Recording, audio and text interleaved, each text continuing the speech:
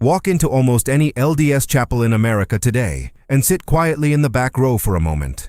Don't look at the pulpit. Look at the pews. In many wards, you'll notice something that's difficult to explain, but even harder to ignore. The rows that once echoed with the sounds of young families, restless toddlers, diaper bags, and children hurrying to primary often seem quieter. Not everywhere, not every Sunday, but often enough that many longtime members have begun asking the same question: where did the families go? Just 20 years ago, many congregations looked very different. Young couples filled the pews, primary rooms were packed, and family-centered programs seemed to be thriving. Today, while some wards continue to grow, others are experiencing a noticeable demographic shift that has sparked conversations both inside and outside the church. So what's really happening? Is this simply a reflection of America's changing population? Are younger generations walking away from organized religion? Or is something deeper reshaping the future of LDS congregations?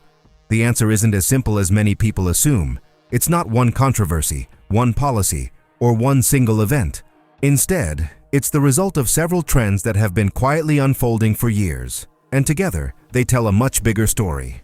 In today's video, we'll examine 5 of the biggest reasons researchers, demographic studies, and both current and former members point to when discussing why fewer families are attending LDS churches today. Our goal isn't to attack the church or defend it. It's to examine the evidence, understand the trends, and let the facts speak for themselves. But before we dive in, if you enjoy thoughtful, evidence-based investigations into religion, history, and culture, be sure to like this video, subscribe to the channel, and join the conversation in the comments.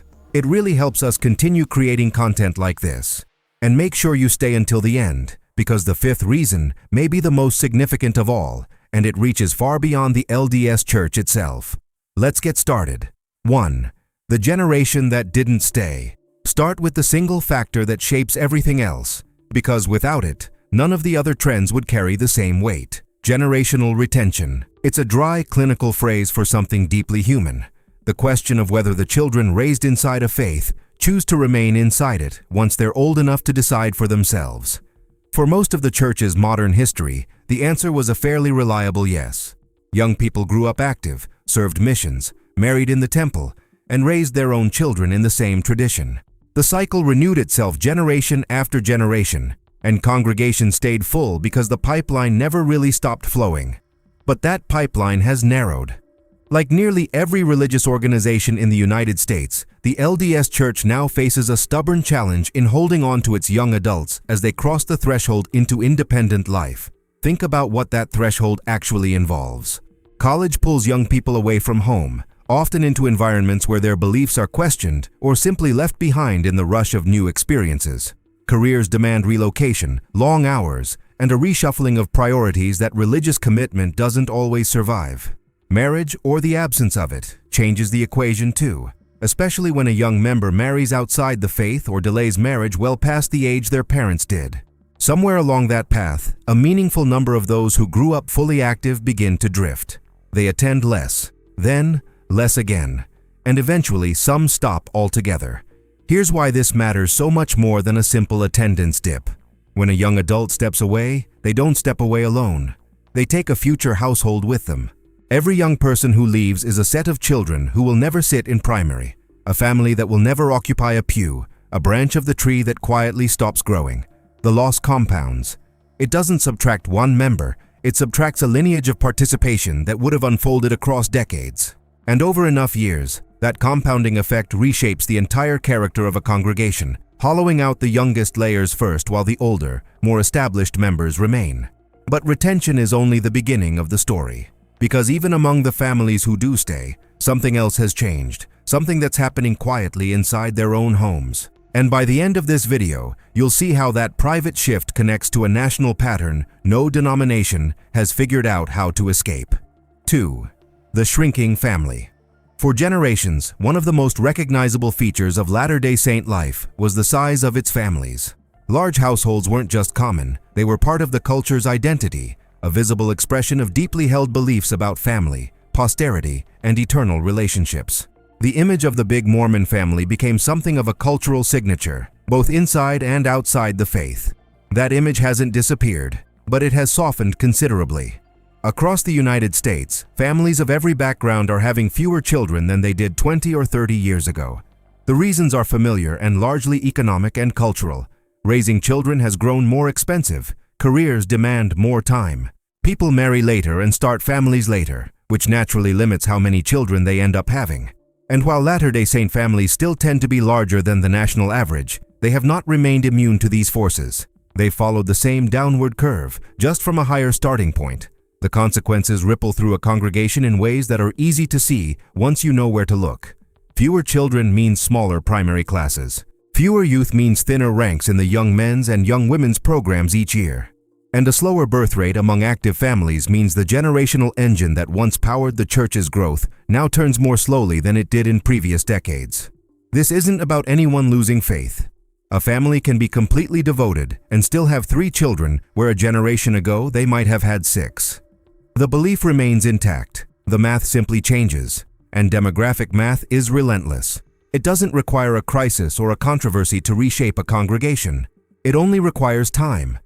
A ward that welcomes fewer babies this year will have fewer children in 5 years, fewer teenagers in 15, and fewer young adults ready to form families of their own in 25.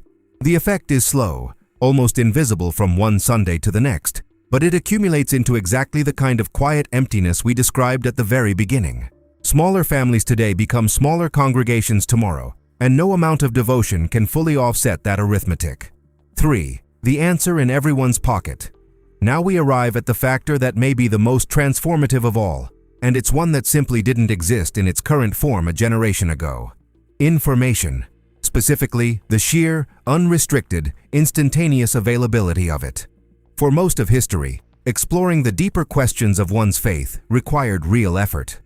You had to seek out books, track down knowledgeable people, visit libraries, or rely on what your leaders and community chose to share with you. Answers came slowly, filtered through trusted channels, and for many members that was simply how faith worked. But the internet dismantled that entire structure. Questions that once demanded years of patient research can now be typed into a search bar and answered in seconds. Church history, official documents, academic scholarship, and the personal testimonies of both faithful members and those who have left, all of it now sits a single tap away, accessible from the phone in nearly every pocket. And this is where the effect becomes genuinely unpredictable, because it doesn't push everyone in the same direction. For a great many families, this flood of information strengthens their faith. They dig into the history, wrestle with the hard parts, and emerge with a conviction that feels earned rather than inherited. They find answers that satisfy them, context that reassures them, and a deeper commitment forged through honest inquiry. For these members, the internet is not a threat. It's a tool that makes their belief more resilient. But for other families, the same access opens doors they weren't prepared to walk through. They encounter details about the church's past, or interpretations of its teachings, or the raw personal accounts of people who left, and those discoveries raise questions that prove difficult to set aside. What begins as curiosity can slowly become uncertainty. Uncertainty can become distance. And distance, over time, can become a quiet fading of participation that no one quite decided on, but that happened all the same. The crucial point is that the information itself is neutral. It's the collision between what a person finds and what they were prepared to find that determines where they end up. And because no one can control what a searching mind will stumble upon, this factor introduces a kind of unpredictability the church has never had to navigate at this scale before. That unpredictability doesn't operate in a vacuum, though. It lands on families who are already stretched thinner than any generation before them. And that pressure, the sheer exhaustion of modern life, is the fourth piece of this puzzle. 4. Life got louder. Set aside belief for a moment. Set aside history, information, and doctrine entirely. Because sometimes the reason a family stops attending has nothing to do with what they believe, and everything to do with how little room is left in their lives. Modern life is crowded in a way that would have been hard to imagine a generation or two ago. Parents today navigate demanding careers that increasingly bleed into evenings and weekends. Children's schedules have exploded into a dense calendar of sports, lessons, activities, and commitments that consume the very hours families once reserved for rest and worship. Financial pressures weigh on households constantly, pushing both parents into the workforce and stretching everyone's time and energy to the limit. And layered over all of it is the low, persistent hum of a culture that never seems to stop moving, that treats busyness as a virtue and rest as something to feel guilty about. In that environment, even a genuinely faithful family can find weekly church attendance slipping out of reach.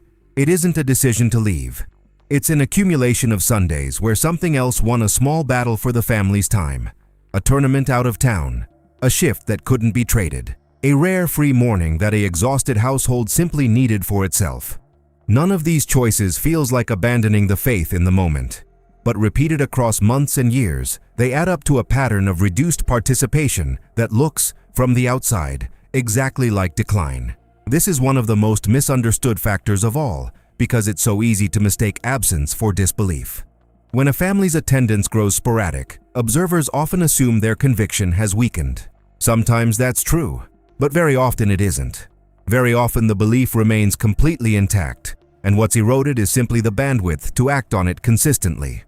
The modern family isn't necessarily walking away from faith.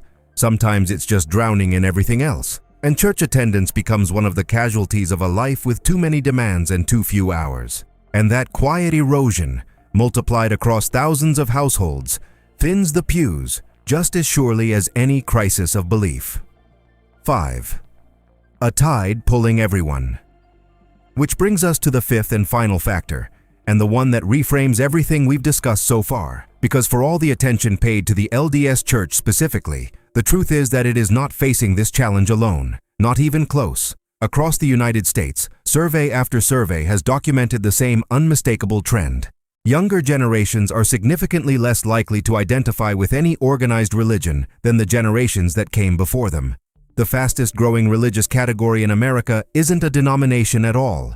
It's the group of people who claim no religious affiliation whatsoever, the ones researchers have come to call the nones. This isn't a Latter-day Saint phenomenon, it's a national one.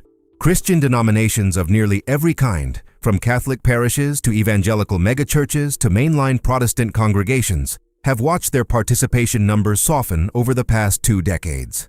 The tide is pulling against organized religion broadly, and the LDS Church is simply one vessel among many caught in the same current. Understanding this changes how we should interpret everything else. The retention struggles, the smaller families, the disruptive power of information, the exhaustion of modern life, none of these are unique afflictions targeting one faith. They are the local expressions of a cultural shift sweeping across the entire religious landscape of the country. Organized religion now competes for attention and loyalty against 1,000 other influences in a culture that increasingly treats faith as optional, private, and easily set aside. In that environment, the kind of lifelong, multi-generational commitment that once sustained full congregations has simply become less common everywhere. And here is the connection we promised you at the very start, the thread that ties all 5 reasons into a single knot. Each factor we've explored feeds the others. Fewer young people stay, so fewer families form. The families that form are smaller, so fewer children fill the classrooms. Information reshapes conviction in ways no one can predict, while the crush of modern life quietly erodes the habit of attendance. And beneath all of it runs this vast cultural current, weakening the very idea of religious commitment across an entire nation. No single reason explains the empty pews. It's the way all 5 reinforce one another that makes this trend so powerful and so genuinely difficult to reverse. So we return to where we began, to that quiet chapel and those thinning pews, but hopefully we see them a little differently now. There is no single answer to the question we started with. For some families, the change is a matter of shifting demographics, of simple arithmetic playing out across decades. For others, it's the relentless demands of modern life, the unpredictable influence of newly accessible information, or the vast cultural tide reshaping religion across all of America. Every family's story is genuinely its own, and the individual experiences behind these numbers vary enormously. What remains clear is that many congregations have changed in real, measurable ways over the past 20 years, and those changes have opened up important and often difficult conversations about the future of faith, community, and family life within the church. These aren't questions with easy answers, and they aren't questions that will resolve themselves quickly, but they're worth sitting with honestly, without rushing to blame or to defend, because the trend is real and the people living through it deserve to be understood rather than judged. Now we want to hear from you. Have you noticed this trend in your own ward or your own community? Have the pews around you grown quieter over the years? Or has your experience been completely different, full of the same energy and growth you've always known? Every congregation is different, and your perspective adds something the data never can.